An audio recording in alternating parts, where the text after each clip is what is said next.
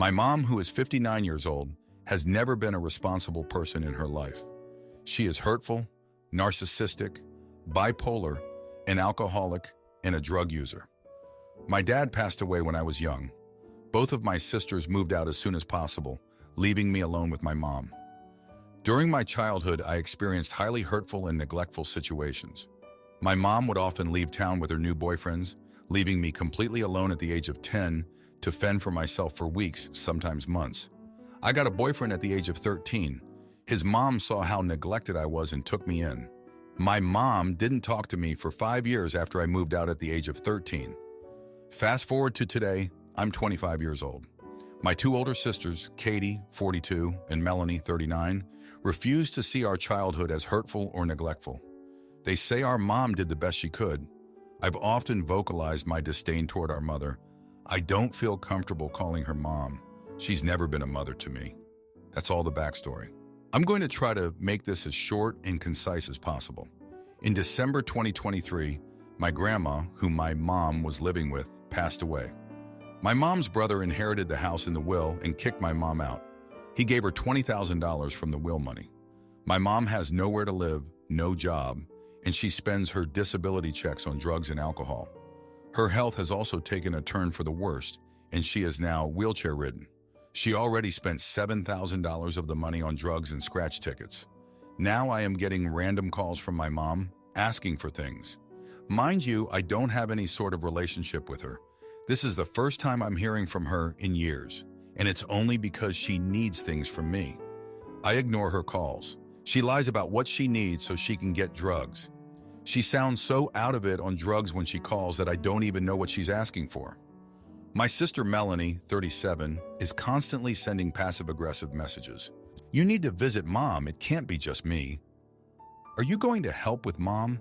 I can't keep doing everything. Uncle says you guys need to help me. I want to attach photos of our messages, but I guess I can't on here. I have a knee injury that needs surgery, and I've been waiting for 2 years. I can't drive or walk for extended periods of time. I live 45 minutes away from my mom, while Melanie lives 15 minutes away. Katie lives 4 hours away.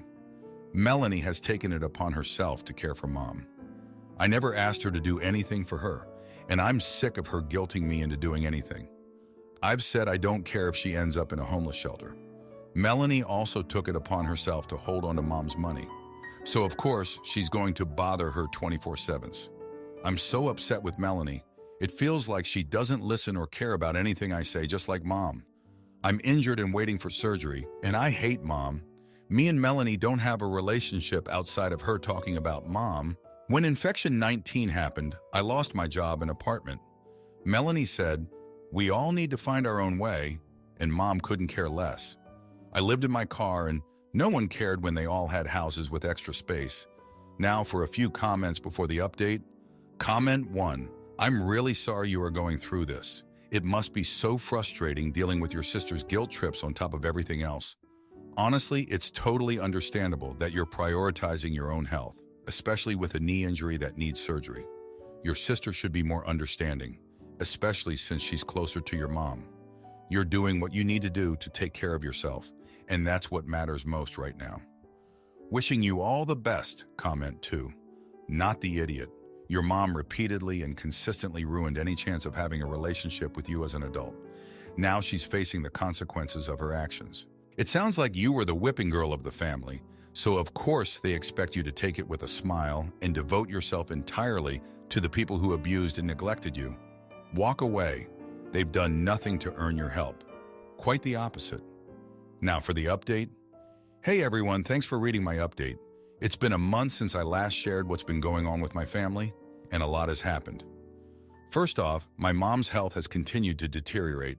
She's been in and out of the hospital, and the doctors say her liver is failing due to her years of alcohol and drug abuse. Melanie has been the one taking her to all her appointments and dealing with the doctors. I feel guilty for not helping more, but at the same time, I'm still struggling with my own health issues and the resentment I have towards my mom. Speaking of my health, I finally got a surgery date for my knee. It's been a long and painful wait, but I'm relieved to finally have an end in sight. The recovery is going to be tough, but I'm determined to get through it. Now here's where things get complicated. Last week, Melanie called me in a panic. She said Mom had taken off with the remaining money from Grandma's will and no one could find her. Melanie was furious and said she was done trying to help Mom. She said it was time for me and Katie to step up and take responsibility. I was shocked and didn't know what to do. I called Katie and she said she couldn't help because she was dealing with her own family issues. I felt like I was being pulled in a million different directions. After a few days of searching, we finally found Mom at a seedy motel on the outskirts of town.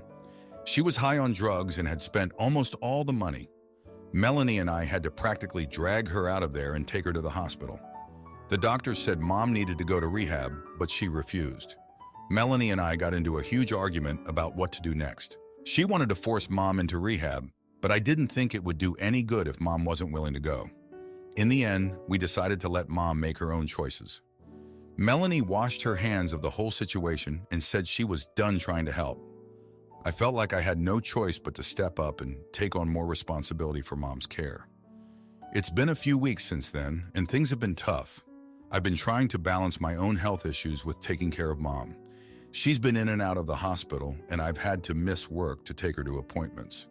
I'm also struggling with the fact that Mom still hasn't apologized or taken responsibility for anything she's done. She acts like everything is fine and gets angry when I try to talk to her about the past. I've been thinking a lot about my childhood lately and how much it still affects me. I remember one time when I was about 8 years old and Mom left me alone for a whole week. I had to fend for myself and eat whatever I could find in the house. I was so scared and lonely, but I never told anyone because I was afraid of getting in trouble. It's memories like that that make it so hard for me to forgive my mom and move on. I know she's sick and needs help, but I also can't forget all the pain she's caused me over the years. I've been talking to a therapist about all of this, and it's been helpful to have someone to talk to. I'm trying to focus on my own healing and not let my mom's issues consume me. But here's the thing that's been weighing on me the most. A few days ago, I found out that my mom has been lying to me about where she's been staying. She told me she was staying with a friend, but I found out she's actually been sleeping in her car. I don't know what to do. Part of me wants to just let her figure it out on her own, but another part of me feels guilty for not doing more to help. I know I can't save her, but I also can't just abandon her. I haven't told anyone about this yet, not even Melanie or Katie. I'm afraid of what they'll say or how they'll react. I feel like I'm carrying this secret around with me, and it's eating me up inside. I know I need to make a decision soon, but I'm torn. Do I continue to try to help my mom, even though it's taking a toll on my own mental and physical health? Or do I step back and let her face the consequences of her actions, even if it means she ends up on the streets? I don't have any easy answers, but I know I need to figure it out soon. I can't keep living like this, constantly worrying about my mom and feeling guilty for not doing more. Anyway, that's where things are at right now. It's been a tough month, but I'm trying to take things one day at a time. Thanks for listening and for all your support. It means a lot to me. My husband complains about the rescue dogs barking and threatens to call animal control. So I find the pooch a loving home and serve him divorce papers to teach him a lesson about compassion and support. I've done dog rescue for most of my life. I foster a dog, either pulled from animal control or found as a stray, get it all necessary medical care including spay-neuter, then find it a new home. My husband met me in my early 30s and I was upfront about this. As a matter of fact, I had a lab and her litter of 9 puppies living in my house when we first started dating. All were sent to great homes as soon as they were old enough. We've been married 5 years now and have 2 toddlers, a 4-year-old girl and a 2-year-old boy. I don't rescue like I used to. I used to always have at least one foster dog in the house, but now with kids it's just a lot more complicated, so I only do it when it's basically an emergency. Yesterday, while driving home, a little Chiweenie darted in front of my car and almost got hit. I pulled over, opened my car door and called to her. She ran right up to me and jumped into my car. I immediately posted her on the Lost and Found groups, had her checked for a microchip, all the things I can do to get her home. But so far, no luck. This little dog is amazing with my kids. They adore each other. But she is afraid of my personal dogs and barks at them. This isn't a big deal. It's easy to work with. Honestly, she just needs a few days to adjust. But until then, she yaps annoyingly anytime she sees one of my dogs. Other than this, she's great in the house, easy to care for, and most importantly, she is so entertaining for my kids. But my husband is super annoyed with the yapping. He's super cranky and talking crap about the dog and how she's getting sent to animal control today and telling my daughter not to get attached too late because she's leaving immediately. I don't want to send her to animal control. Once her stray hold is up, assuming her owners don't claim her, I want to rehome her myself. She's small, friendly, and will be easy to adopt out. But I am so sick of my husband's attitude, and I know he's going to be like this until she's gone. It's pissing me off because he knew I saved dogs when he met me. He's seen how dedicated I get, but he's acting like this is all such a huge inconvenience to him, just because the dog barks and it annoys him. I told him this morning that the dog gives his children joy. She's a sweet girl who needs help. He needs to stop thinking about himself and focus on the good things she brings into this family.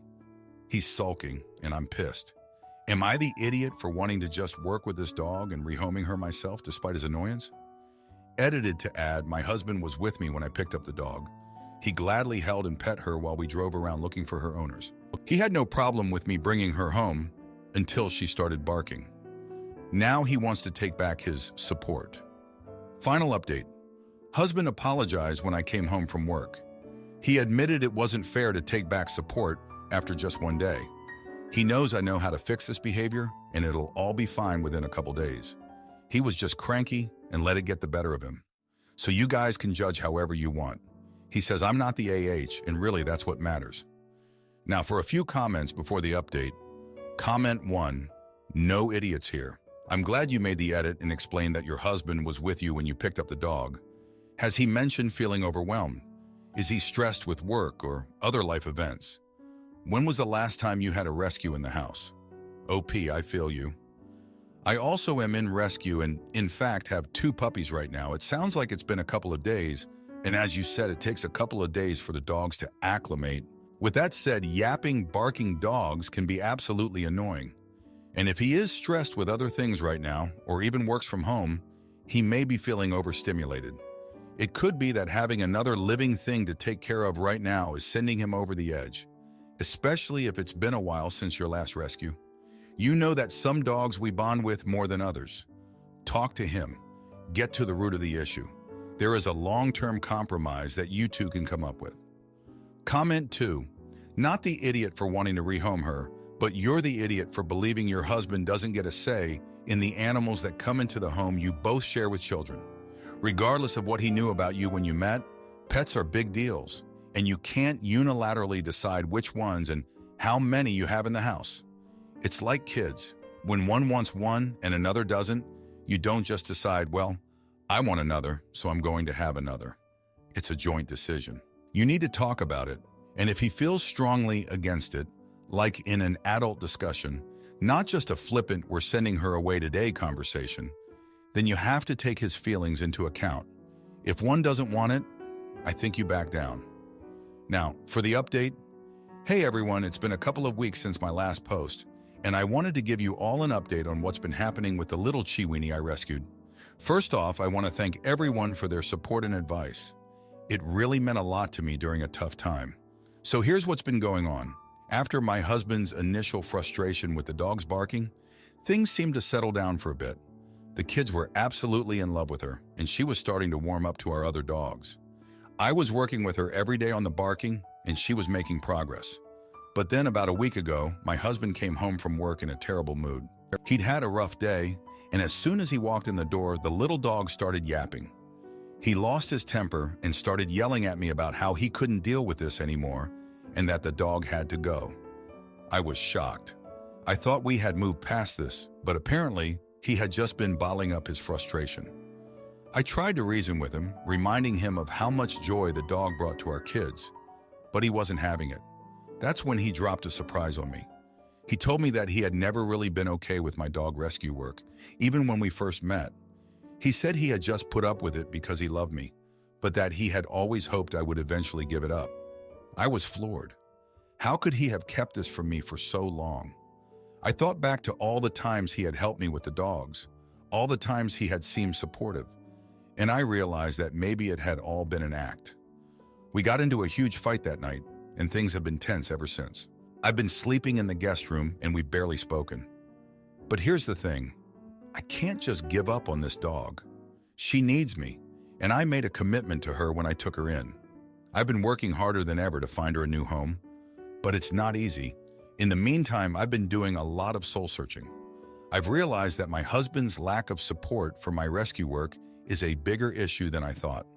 It's not just about this one dog, it's about a fundamental difference in our values.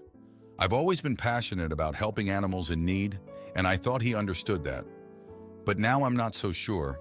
I'm starting to wonder if we're really compatible in the long run. I know I need to have a serious conversation with him about this, but I'm scared. I don't want to lose my marriage, but I also don't want to give up a part of myself that's so important to me. As for the dog, I'm still working on finding her a forever home. She's such a sweet girl, and I know she'll make someone very happy. I just hope I can find that someone soon. Anyway, that's where things stand right now. It's been a tough couple of weeks, but I'm trying to stay positive. I know I'm doing the right thing by helping this dog, even if it's causing some tension in my marriage. Thanks for listening, everyone. I'll keep you updated on how things go. My boyfriend wanted to move to a bigger city. Despite my concerns, but when he wouldn't share the cost of the parking spot, I made him see the light, and now he's splitting the bill every month.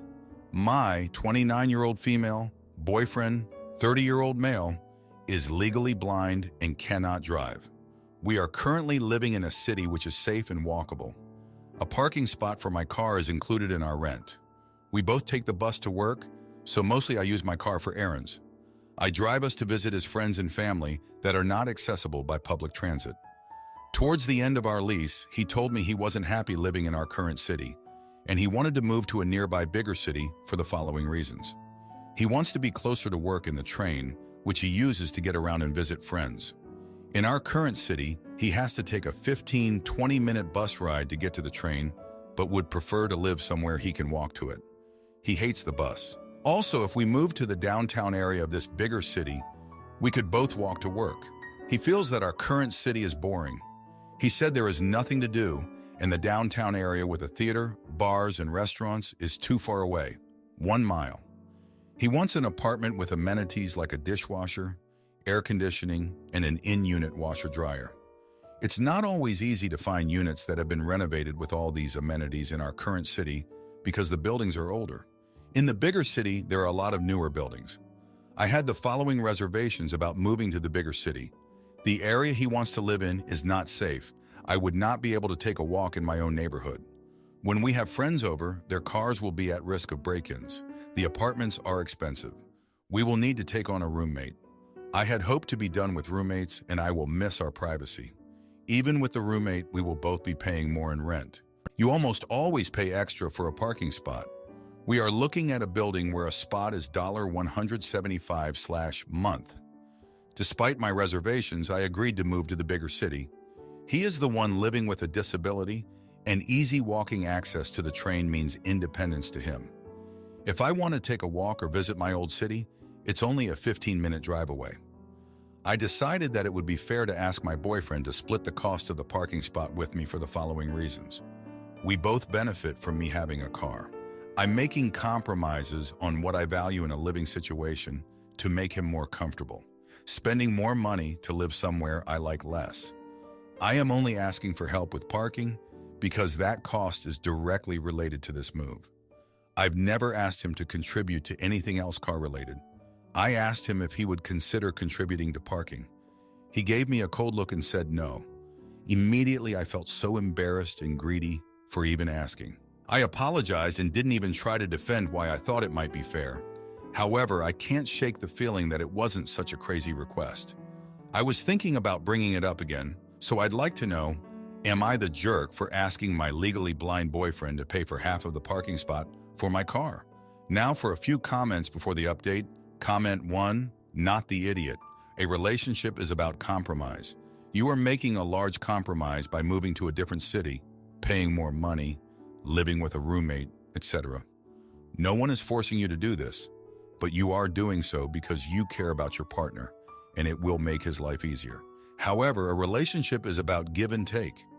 Paying half of your parking costs seems to be a fair compromise, And even though he might not want to do it, it is the right thing to do, in my opinion. Edit, to add, if you are moving to an unsafe city or area of town where you don't feel comfortable walking in your own neighborhood, not only will you be using your car more, but I suspect you may have to drive your boyfriend around a lot more than he thinks. Comment 2. Not the idiot. Not only are you giving up a lot to accommodate his disability, but you are doing all of the driving everywhere for both of you forever. I am saying this as someone with a disability who cannot drive also because of vision. If he is not also accommodating you by pitching in for gas, your parking spot, and the occasional Uber because your new neighborhood isn't safe for you to walk around in after everything you've given up, he's not accommodating you back, he's freeloading and demanding. Ditch him. Now for the update. Hey everyone, thanks so much for your comments and support on my last post. It's been a month since I asked my boyfriend to split the cost of the parking spot, and a lot has happened since then. After my initial request, things were a bit tense between us for a few days. We both kind of avoided the subject, but I could tell he was upset. About a week later, we finally sat down and had a real conversation about it. I explained my reasoning for asking him to contribute, emphasizing that I felt like I was making a lot of compromises for this move and that the parking cost was a direct result of those compromises. He listened, but still seemed resistant to the idea. Over the next couple of weeks, we started looking at apartments in the new city. As we toured places, the reality of the higher costs and the parking situation really started to sink in for me. I found myself growing more and more resentful, especially when my boyfriend would get excited about a place that had everything he wanted but was way out of our budget or had no parking at all. Things came to a head when we found an apartment that we both loved. It was in a great location, had all the amenities he wanted, and was actually within our budget. The only problem? No parking. When I brought this up, he shrugged and said, "Can't you just park on the street?" I was so frustrated. It felt like he wasn't even trying to understand my perspective. I took a deep breath and explained again why having a safe, reliable place to park was important to me. I reminded him of all the times I'd driven us to see his family or friends, or how I always made sure to have the car when we needed to run errands. I told him that I felt like I was always the one making sacrifices for his comfort and independence, and that it hurt that he wasn't willing to do the same for me. To my surprise, he got quiet for a moment and then said, "You're right, I'm sorry. I've been so focused on what I want that I haven't been considering your needs. Let's keep looking until we find a place that works for both of us." I was so relieved. We ended up finding an apartment that we both love, with a parking spot included. It's a bit further from the train than he would like, but it's a compromise we're both happy with. Looking back, I realized that this whole situation brought up a lot of deeper issues in our relationship. My boyfriend's disability has always been a part of our lives, but this was the first time it really felt like it was directly impacting me in a significant way. It forced us to have some tough conversations about compromise, sacrifice, and understanding each other's needs. I also realized that I need to be better about advocating for myself. I have a tendency to put my own needs and wants aside for the sake of others, and that's not always healthy.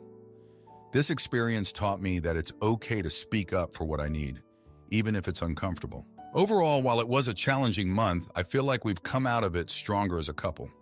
We've learned how to communicate better, how to find compromises that work for both of us, and how to support each other's independence while still being a team. Thanks again for all your advice and support. It really helped me navigate this tricky situation. If you like this video, you'll probably like these too. Also, while you're here, please consider subscribing. It's your support that keeps this channel alive and allows me to make better and longer videos. Have a great day.